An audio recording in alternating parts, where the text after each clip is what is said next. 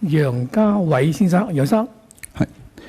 主席各位，我係一名跨性別法律同政策嘅研究員。由討論開始到依家，好多人一直都混淆。其實無論今日嘅婚姻修訂草案定還是係終審法院所建議嘅性別承認法，我哋講嘅都係一群終其一生都希望用另一性別生活嘅人嘅跨性別人士。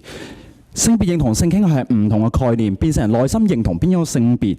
唔係隨意嘅決定。呢樣嘢剛才 Dr. Sam Winter 已經從相關醫學權威上面已經確定咗。現時婚姻修訂草案定明只有完成整套性別重置手術嘅變性人先能夠得到同異性結婚嘅權利。呢項手術要求其實對於唔能夠完成整項手術嘅變性人嚟講係極不公平。性器官切除同埋重建嘅手術涉及嗰個絕育嘅性質，繁複又極具侵入性，亦都有一定風險。有人會因為身體狀況、年齡等等嘅健康原因，根本冇能力去進行呢類手術。結果有人可能因為手術失敗或者身體負荷唔到，而去失去結婚嘅權利。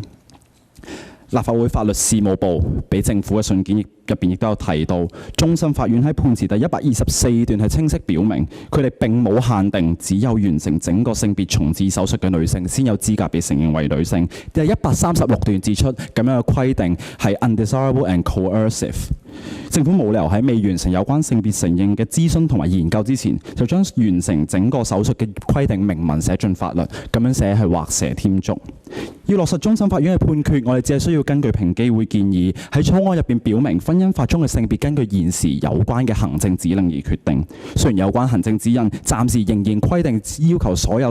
要求進行整個性別重置手術嘅人先能夠更改性別，但係咁樣至少能夠保留彈性，處理一啲冇能力進行手術嘅人，亦都對於政府跟進終審法院所建議嘅性別承認法更加具彈性。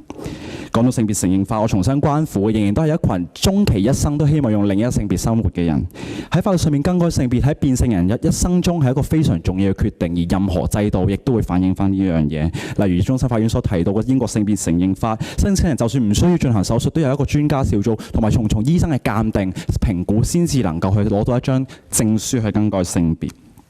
我哋建議有關性別承認嘅事，其實無論係婚姻法定婚姻法以外，都應該一併討論同埋立法。而無論草案通過與否，最重要嘅係政府唔能夠再行拖字訣，要認真跟進終審法院嘅建議。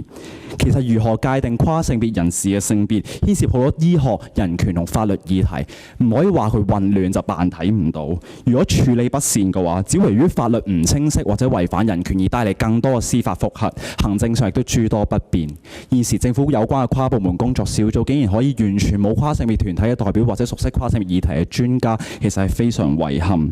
處理好性別承認，對於政府係有益無害。本人謹此陳辭，多謝主席。好多謝阿楊生。